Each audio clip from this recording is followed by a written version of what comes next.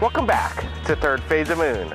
My name is Blake Cousins, and we're going to go over some amazing video that was sent to us from around the world. Now let's get to the South Florida video sent in from Chevy D Music. Freedom Guru from South Florida sent us this amazing video of what looks to be a possible portal opening in the night sky. Now let's take a look at the video.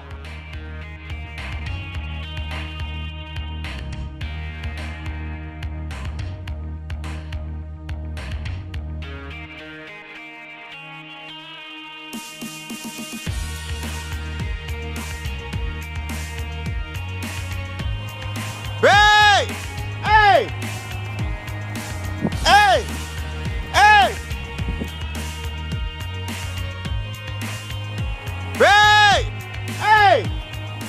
Now for our next video, submitted from the UK, the Galactic Guru continuously captures UFOs in the skies. Some people claim that this is a star, but stars don't appear in front of clouds. Now let's take a look at the video.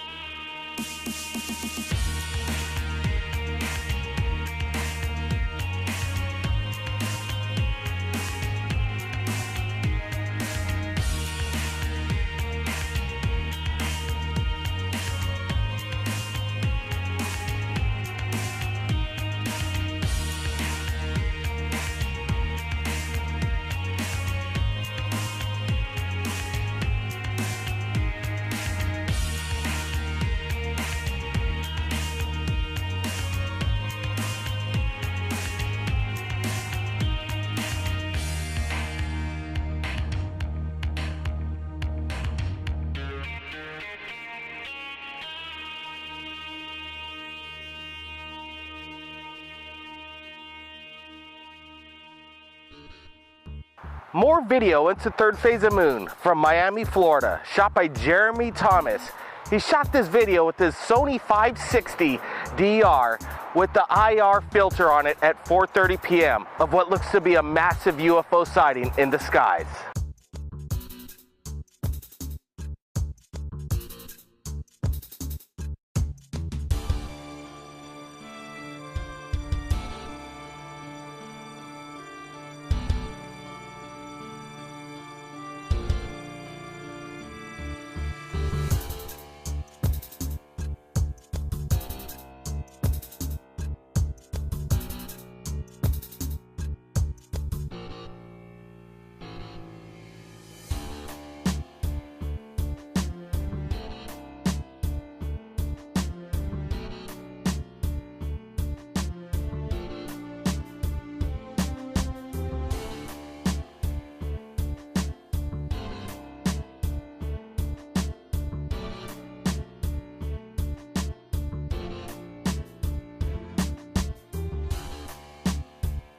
Now for our next video from Grisham, Oregon, captured by Victor Cervantes on July 28th of what looks to be a triangular shaped formation in the night sky.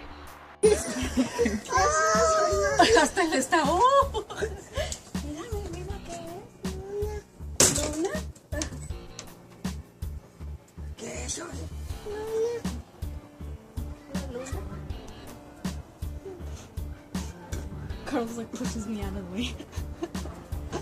Mira, aquí en el teléfono se ve una que se está moviendo bien rápido, pero no se ve allá. ¿Cuántas son ahora? 5, ¿verdad? Otra vez eran 4, ¿verdad? Salieron de aquí también, yo creo, ¿verdad? Es que no nos fijamos porque mira, 5 lunas. Oh, mira, una ya se apagó. Son quemadores, bien. Esos, yo miré. Sí, una ya se apagó bien, mira. ¿Sabes qué son? Butane burners. Con bags así. ¿Órale? Ajá. ¿Quién sabe, Franco? Otra vez los vimos desde... ¿Ves? Ya nomás hay 3. Salieron aquí, eran redondonas así. Pero de lumbre. así, ¿da? Diferentes. Estas diferentes a las otras. ¿Tú crees que otra gente no las ha visto? Sí. Mucha gente ha de estar viendo. Now, more incredible video from Copenhagen, Germany, submitted by Ayubi Schmidt. Incredible video. Watch it right now. Det er fucking løgn. Det er UFOs, det der. What the fuck? What's the real deal, man?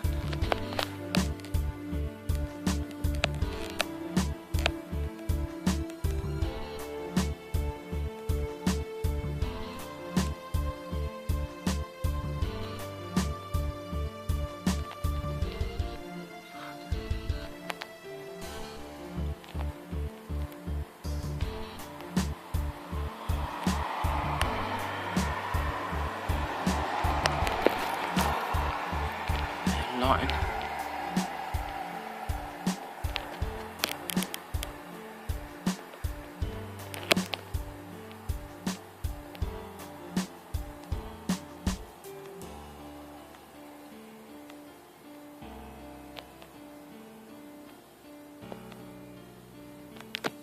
What?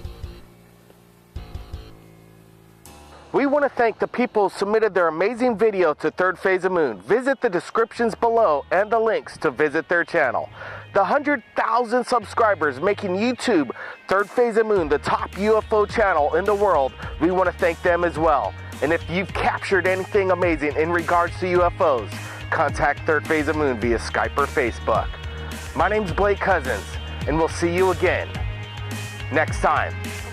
The Third Phase of Moon. My name's Blake Cousins, and we received 3 amazing UFO videos from around the world. Now let's get to our first video when a couple driving in Florida notices amazing lights in the night skies.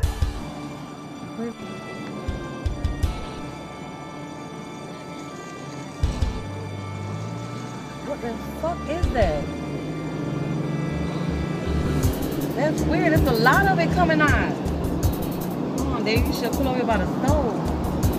You need to pull by the stove. Look at that shit. I never seen. Oh my God! David, pull over there by the stove. Pull over here. You gotta park, man. I gotta get there. This is some freaking shit right now. Oh my God! Look how it's orbiting. Oh my God, that's scary. Oh, I can't see the tree. Hurry up, David. Oh my God! You got to pull over. We got to get out the car and look at this. Hey, we gotta get out. I'll pull over right here. That looks so freaky. That looks freaky as fuck. Like, I don't believe it's right now. And look how it's falling. Like, it's really, really falling. Oh, it's alive. Look how it's orbiting. What is that?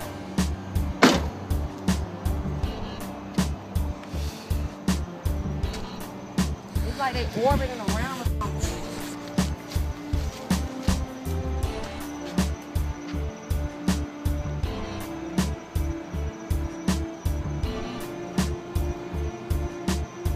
So up here is like 6 lights going down and like dropping fire as they go. They look kind of like flares, but I mean the way they're moving is not.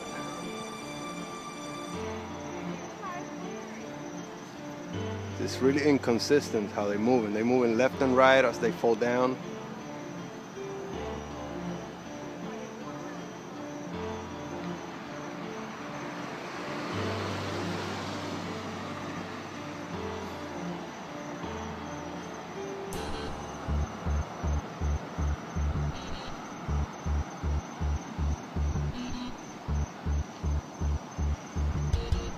Now, for our next video from UFO Hunter, the JSB 007 from the UK, submitted this amazing UFO video to us of what looks to be 2 incredibly bright lights in the daytime skies.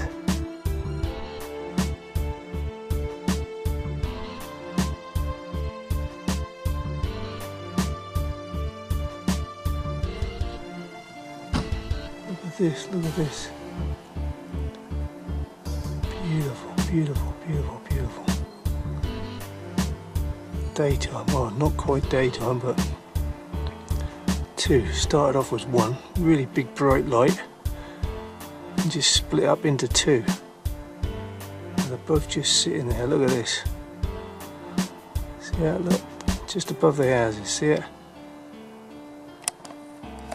We'll take it out a bit, just so you can see. They ain't far up, are they? Look at this.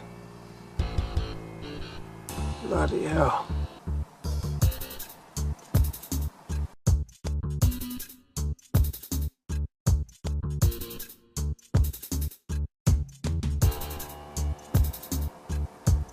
Wow.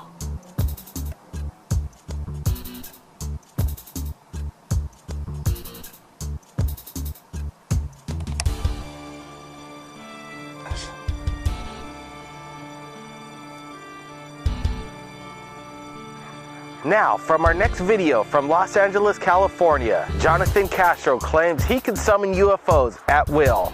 Now let's get to this video of what looks to be a luminescent morphine UFO.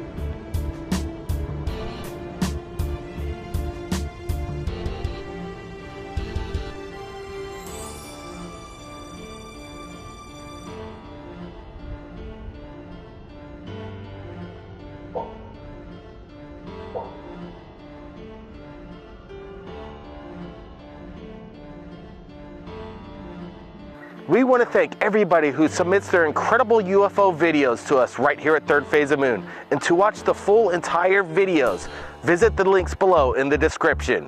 And if you've captured anything amazing in regards to UFOs, you could contact Third Phase of Moon via Skype or Facebook.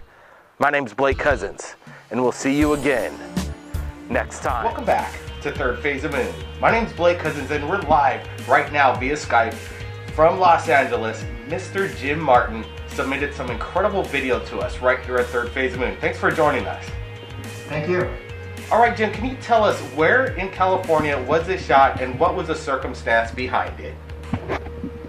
This was shot in Costa Mesa, California, Orange County, and it was filmed outside of my office, about 5:30 maybe. Wow, well, it looks to me it's strange. People right away are going to automatically dismiss this as balloons in the sky, but if we looked at it pretty closely, it's a very windy day, and balloons don't just stay stationary in the sky. Tell me the circumstance and what your thoughts behind that explanation of what somebody might say it's a balloon. Agreed. I was skeptical myself when I first saw these things. I thought they were party balloons. My office is in a very condensed area, so that would not be uncommon.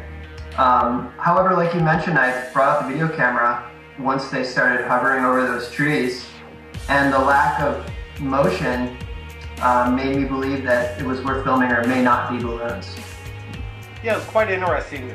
You know, the drone situation is rampant around the United States now, that there's eyes on the skies looking at us, and definitely wasn't some kind of drone. And like I said, to me it didn't look like a, you know, the way the balloons, the way they manner and have their flight characteristics in the skies, this was absolutely stationary in the gusty winds. We're looking at the video right now. It's absolutely incredible. And you were on the phone at the time doing a business transaction. I'm not exactly sure what it was, but it was interesting. As you're watching a UFO, did you speak to the person like you're looking at a UFO right now? You're quite calm in the situation, unlike other people's experiences with UFOs. It's true. I think that's only because a couple sightings have been while I've been on the phone recently. And he worked with me, the colleague of mine who was on the call, and I didn't let him know. I didn't want to think I wasn't paying attention to the phone call. But it is a common thing for me to be filming while on the phone at work. So interesting. Well, you had a great, to do business and film a UFO at the same time and be calm. That was actually a pretty good job. Hey, Jim, I really want to thank you for sharing your footage with us right here at Third Phase of Moon. Thank you very much, and keep up the great work. Now for our second guest, all the way from Myrtle Beach, the UFO hunter, Joe Kiernan, live tonight, looking for the UFOs. Thanks for joining us, Joe. It's a pleasure to be here. Thank you for having me. All right, the nighttime watch. Is there anything going on right now, Joe, over the night sky, South Carolina? There's been a few very interesting lights, some moving quite quickly, but nothing quite anomalous, but it's been quite interesting so far. Wow, you've had your cameras rolling over there for the past year over there and submitting incredible footage to Third Phase of Moon. Let's go over this footage that you sent to me last week of this amazing military experimental aircraft, in my opinion.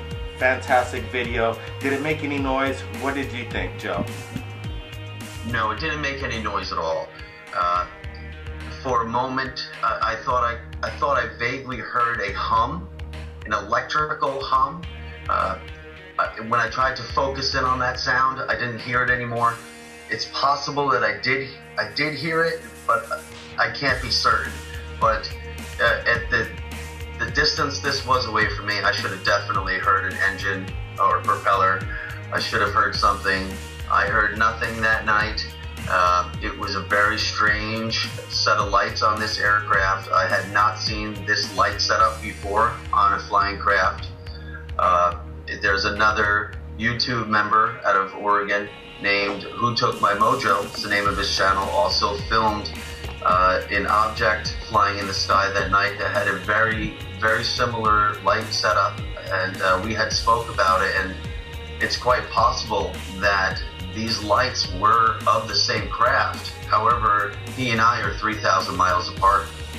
Well, the TR-3B reverse engineered alien technology in these aircraft, obviously they could travel 3,000 miles quite quickly. Now, for this second video that you sent to me, you didn't actually shoot this yourself, but you're getting more correspondents submitting UFO videos to you in your area. That's right. I've been working with someone based out of the UK, and they've experienced several nights of phenomenal activity, very interesting lights in the sky, and on two particular nights, dating back over a year ago now, these lights had come down and landed in a field adjacent to this person's house. Well, Joe, what we're looking at in this video, to me it looks like that the video from The Guardian, this amazing videotape with The Guardian's thumbprint on there to prove that somebody submitted this video, and it was this amazing landing, one of the most viral videos, and made it around the world. This what this video reminds me of that we're looking at right now. Absolutely a landing UFO. We don't know what it is, but it's incredible. I agree with you, Blake. I spoke with the videographer several times. We've had great correspondence. I hold this person to have great credibility. I've looked at video from all angles now involving their location, the field in which it was appeared to be landing. We've looked at it front and back. We've gone through the video, and now we're going through video that had not been looked through thoroughly prior.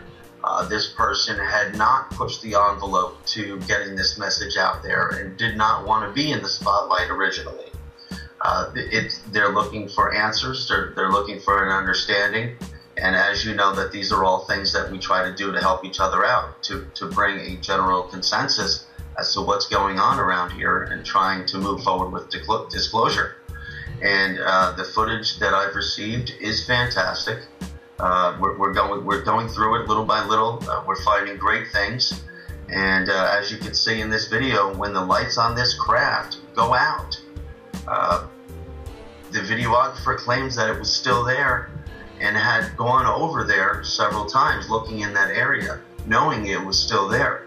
And at one point they had left their camera sitting on a shelf and just walked away in hopes that it would just record it when it lit back up. And it appears to be that there was something else there in the frame that night that they were unaware of until just recently.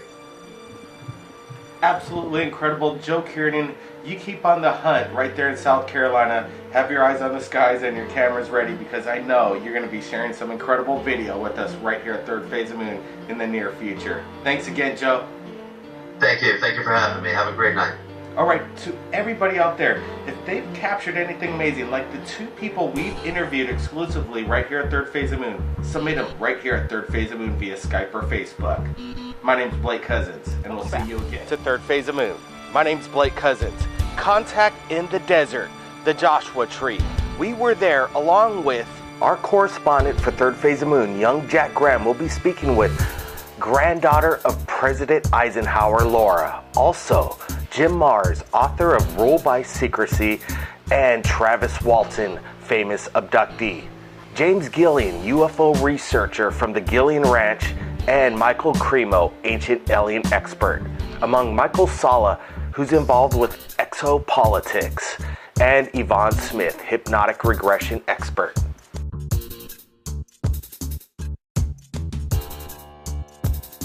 Now, this weekend, I got the chance to interview a lot of great people. The one person that really stuck out to me was Dr. Michael Sala. His background's in exopolitics, and I feel like he really knows the inner workings of the government and exactly what they hide from us. I taught at American University in international politics, and I did research on ethnic conflicts, and I came up with plans for resolving those conflicts, and that was something that gave me a background in doing field work in difficult situations and trying to discern data where governments often are very reluctant to share this data. And so that is something that I've applied to this new field that I've become interested in, which is called exopolitics. I was working in the woods in 1975 with 6 other men. We encountered an object on the way home. I got too close to it, got injured, and was taken aboard. I think probably to revive me. The crew were accused of murdering me and making up a story about my disappearance to cover up for a murder, and so they took lie detector tests, which they passed. And the rest is history. At that time, there were 6 past tests in connection with this, and the president of the American Polygraph Association said the odds were over 1,000,000 to 1 that there could be any mistake in the testing. But now there's been 16 past tests. I've passed 5 different tests from 3 different examiners, all of those with strong law enforcement work history. So I don't know with 16 past tests what the odds would be, but far beyond 1,000,000 to 1. Number one, there's not one agenda, okay? When you say what's their agenda or are they good or bad, that's like pointing at an airliner going over and saying are they good or bad, what's their agenda? Okay, there's different groups out there, and some of them may be beneficial, some of them may not be so beneficial.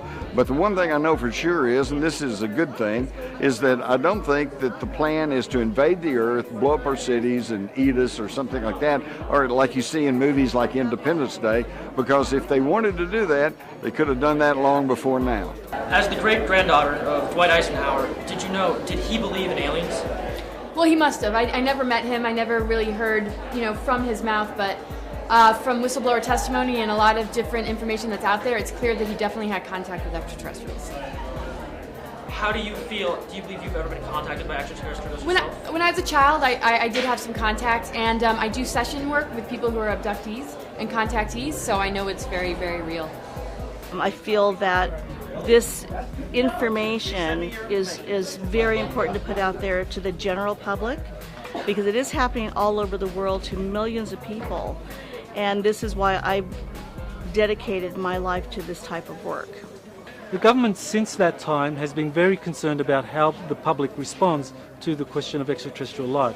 And so they have been trying to debunk reports of extraterrestrial life because from 1953 and onwards it was shown in these studies and subsequent studies such as the Brookings report in 1961 that there could be a societal collapse if this issue was not handled correctly.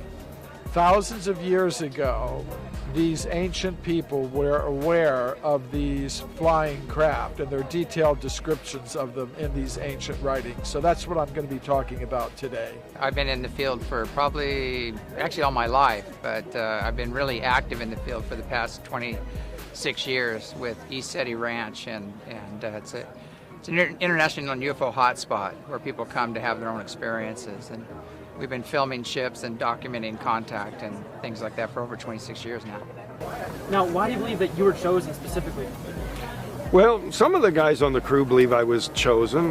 You know, I'll have to admit that's a possibility, but I lean towards the idea that it happened because I got too close to it and was accidentally injured. Do you remember anything of what happened to you on board the ship? I remember a brief period of time quite clearly, and the rest of the memories are mostly blocked. What happened during that time? Well, it was a very traumatic and frightening experience. Nothing I go to like bring up willingly in idle conversation, you know. There's people who speak very casually about alien contact, like it's some kind of a routine, like, you know, I went to the grocery store and picked up a gallon of milk kind of a thing, but it's just not my interpretation of what I went through. If someone believes they may have been abducted, what's their first step to take? Well, basically, if they've had, if anyone feels they've been abducted, and if they've had recurring dreams or nightmares, recurring dream is a unresolved issue in the subconscious. If they're dreaming about eyes, sets of eyes looking at them, or a fear of owls, fear of, you know, a large animal, say deer, it's the eyes that people focus on, but they don't know why. A fear of perhaps driving down a particular piece of highway, or a fear of entering a certain room in their house, or a stretch of road. I mean, there's just little bits and pieces. I have a whole list that I could send people if they really suspect that they have been abducted. But because of the bits and pieces of memory and because of the dreams and nightmares, some people will suspect. Most obviously, if you wake up the morning after with a very strange mark on your body, especially in a geometric shape that was not there before, then I would say most chances are that something happened to you. It's been an ongoing area for contact for a long time, because Kenneth Arnold, who lost sight of the ships when they descended on the western slopes of Mount Adams, and he coined the word flying saucers. But they also, the Native Americans there also know about the ancient lore. They were interacting with them until they closed things down. And they closed the doors down because we were too aggressive on the exterior, so they stopped. But it has a long, long history of activity, and we built a spiritual retreat there, and we were doing our spiritual practices, and then we actually engaged contact because we rose to the occasion. If you had one message for third phase of moon viewers out there, what would you say? The one message I would say is that if you disregard the issue of UFOs and you just go ha ha and you don't even pay attention to it, you'll never know what's going on in this world, because you just threw out a big piece of the puzzle. We can't have anything in secrecy anymore, and as much as they used to think maybe that humanity wasn't prepared, we can't risk having the secrecy happen. There are some that want that secrecy for means of control, but I know that he wanted us to know what's going on for us to be able to take charge. That's why he warned us about the military-industrial complex. Do you have one message to all the third phase of moon viewers out there? If you could say one thing to them, what would you say? I would just say, just know that we're not alone. There's you know, just all sorts of beings out there in this big multidimensional universe. We're multidimensional beings, and it's really about the inner work and knowing ourselves to really be able to take advantage of the opportunity to really ascend into higher earth energies. There are dark elements out there, dark entities out there that want to get it in our way. That could be called extraterrestrials if you like. It depends on you know what your belief systems are. But despite all of that, despite all belief systems, this is a time of empowerment. It's a time to understand our inner world and to be very careful of what's out there, because we have the potential of being an enslaved race or a liberated one. And so my message is to just really get to know the self and be very open-minded in these times and, question everything. The Earth's been colonized for over 650 million years, and a lot of the stories we know about, like Atlantis and Lemuria and the Anunnaki story and things like that, there's other stories that went even further back. So we're a big genetic soup down here of the star nations, and there's many, many different groups here, and we're just a big composite of all the different groups. I'm just basically an old newspaper reporter. Okay, but I've covered a wide range of things. I've traveled around. I've been covered stories in the Middle East, Europe.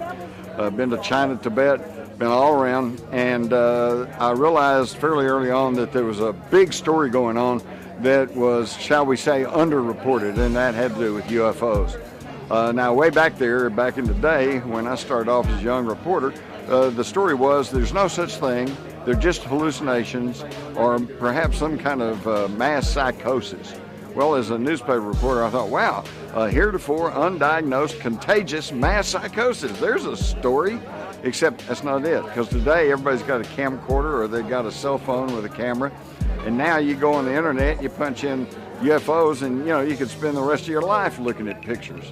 I personally haven't had any encounters, physical encounters with an extraterrestrial that I could report, but I've had a few sightings, but that wasn't why I got involved in this issue of extraterrestrial life. I got involved because I saw people who are very credible explain their background and how they were involved in suppressing this issue of extraterrestrial life, or people who had direct experiences themselves with encounters with extraterrestrials. This experience has affected me so profoundly that it's impossible to even calculate who I would have become and what I would have been. It certainly derailed my life in every aspect and just, changed everything. I'd rather it never happened, but you got to roll with the punches and, make the best of things. So, although there's been periods of time where I refused to talk about it for a number of years, I'm now on a sort of a mission to try to make something good come of it. If I had one thought that I would like to leave people with, it's that in judging the validity of such reports, it's very important to first get all the facts. And I'm saying this not just to people who don't want to believe, but people who accept the reality of the phenomenon. You still have to judge each case on its own merits and get the facts first. They've been back engineering the technology, and whoever has the best technology usually wins the wars. So they've been covering it up for the past 60 years intensely because they didn't want the public or other countries to know that we are back engineering that technology. So it's a national security issue that has a stronger, well, it's higher than the nuclear things as far as keeping things covered up. I think they began visiting us over two phases. First, there's the historical data that they have been here for a very, very long time, and so if we look at all of the historical texts, we can find evidence for that. And I think the modern era really began with the development of atomic weapons, that the extraterrestrials began to show up, especially around sites where atomic weapons were deployed, and they began to monitor these sites. And for example, the Roswell site, where you had the very first documented crash, was a place that was housing the very first nuclear-armed bomber wing in the United States Air Force. We're all extraterrestrials.